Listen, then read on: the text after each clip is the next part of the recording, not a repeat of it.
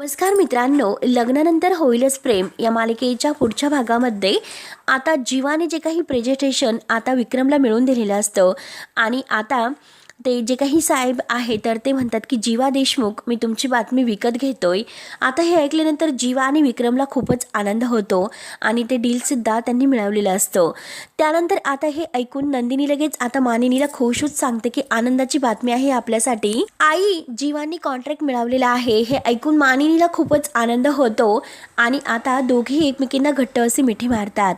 त्यानंतर आता इकडे काव्य ही तिच्या मैत्रिणीला अनिशाला म्हणत असते, आले मी ताईला मदत करू म्हणून काव्य आत जाते आणि तेवढ्यात वसुआत्या आता अनिशा जवळ येते आणि मनात म्हणते की आता मात्र हिच्याकडून मी सगळी काही माहिती काढून घेते. त्यानंतर आता इकडे जे काही जीवाने कॉन्ट्रॅक्ट मिळवलेला आहे म्हणून जीवा खुश असतो. हे रम्याला काही देखवत नाही. रम्या मात्र आता त्याला मुद्दाम टॉन्ट करण्यासाठी एका म्हणजे मुलाला तेथील स्टाफमधील सांगत असते की जी नंदिनी आहे ना तिच्यामुळे आता हा जीवा जिंकलेला आहे. तर तेव्हा तो मुलगा म्हणतो की काय सांगता, नंदिनी मॅडममुळे आता जीवा सर जिंकलेत.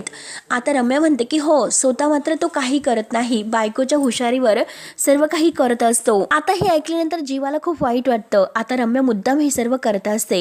जीवा आता स्वतःला विचारतो की म्हणजे नंदिनीमुळे मला हे काम मिळालेलं आहे का, म्हणून तो आता अगदी स्वतः विचार करत असतो. तर मित्रांनो, पुढे काय होईल हे बघण्यासाठी आपल्या चॅनलला नक्की सबस्क्राईब करत राहा. धन्यवाद.